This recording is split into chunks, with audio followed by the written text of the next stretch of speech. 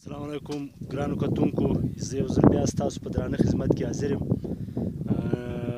چې نن د زیارت د غرو یو سر ته زه راختلی یم چې ډېر ښایسته او خوندور منظر دی. تاسو ګورئ چې بالکل انسان دا خیال کوي چې زه په اسمان کې بالا یم او دا ورځ ګورئ بالکل باراني موسم دی. له یوې خوا ته بالکل باران شروع دی او له دا بلې خوا بالکل اسمان شین دی، لمر ختلی دی او ډېر د خوند نظاره ده. دا د زیارت له بازاره څخه تقریبا پر 3 کیلومتره باندې د خنډي سر ورته وایي چې له دې ځایګۍ څخه لاندې تاسو ګورئ چې د غره په پای کې یو څه کورونه ښکاره کېږي. دې ته ګوډه وایي، ګوډې تنګی، او دلته ډېر درانه پاسته ښایسته خلک پراته دي، ډېر مهمان نوازه خلک پراته دي او دلته داسې دي ګوډې تنګی ورته وایي، ګوډه چشمه، او دلته قدرتي چشمې دي او څه باغونه هم شته. په دې ځایګۍ کې مخکې د دې ځایګۍ لار پیدل وه، پیدل خلک تله، اوس پر دې لار باندې دا ګوره دا د شا له خوا ښکاره کېږي، دا میداني ښکاره کېږي، پر دې ایریا باندې پیدل تله. اوس له وخته سره وطنونه، ملکونه، علاقې ګردې ترقۍ کوي.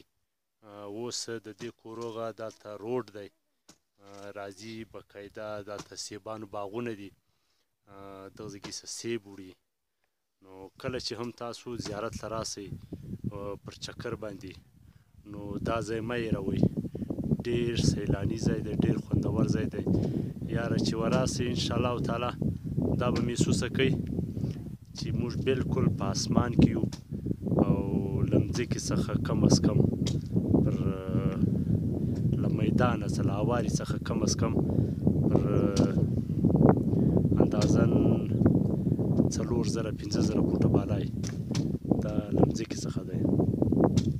نو د دې ځایګۍ دا یخې هواوې ډېر خوند کوي. دا ځنګلونه په دې ځایګۍ کې سړی ډېر سکون محسوسوي او ډېر خوند ځینې اخلي. هیله لرم چې تاسو دا ویډیو خوښه شي، زما ویډیو مخته در سره شیر کړئ، زما د یوټیوب چینل محمد یونس امنیار په نامه باندې در سره لایک کړئ او زما پیج در سره فالو کړئ. امید لرم چې تر دې به نور هم ښې ښایسته ښایسته ویډیو تاسو سره شریکې کړم. نو بیا هم که تاسو پر دا ویډیو باندې څه اعتراض وي یا مو خوند ځینې اخیستی، نو ماله بیا پر دې باندې کمنټ راکړئ. نور مو وخت نه اخلم، راځو یو بله خوا ته یو بل سایډ ته ښکاره کوو چې هغه ته ډېر ښکلی. یو ځل بیا رالم ستاسو درانه حضور ته چې له دې ځایګۍ څخه، له دې سرانې څخه د زیارت بازار ایریا بالکل دا لرې غره په لمن کې ښکاره کېږي چې ډېره لرې ده.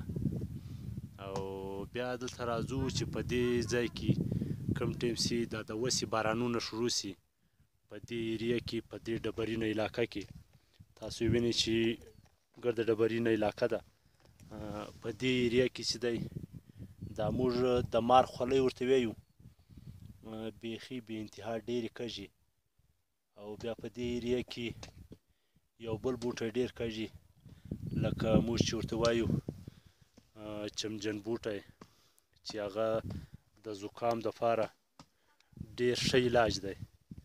او بیا په دې ځایګۍ کې یو بل بوټی کږي چې و دې ته وایي موری، توره موری، سپینه موری.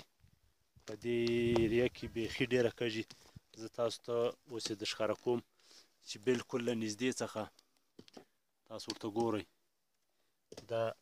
دا موری ده چې د دې ډېر ښایسته بوی ځي، بالکل چې سړی کوم ټایم د دې د ګل په ټایم کې راسي، نو بیا د دې علاقې ډېر ښایسته بوی ځي.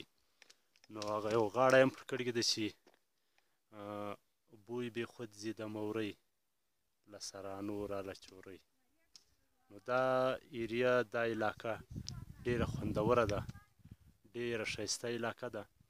نو زیارت خو تاسو ته هسې هم معلوم دی چې زیارت خو ښکلا لري، انسان قدرتي پر ښکلا مین دی که هغه څه د سیمې حسن وي که هغه څه په انسان کې حسن وي که هغه څه د یو جانور کوچنی بچی وي که یو څه غټ وي چې هر څه سره مینه وکړي انشاءالله هغه شی به له تا سره مینه لري نو که په دې وطن کې موږ له دغه وطن سره مینه وکړو نو انشاءالله دا ځنګل به بچا وي او دا بوټي به بچا وي دغه ښایسته ښایسته هوا به موږ همیشه خورو نو نور مو وخت نه اخلم ژوند مو په خیر په دعاو کې مې یاد ساتئ زما چینل در سره لایک کړئ فالو یې کړئ سبسکرایب یې کړئ ښه ژوند درته غواړم مننه ډیره الله مو خوشحاله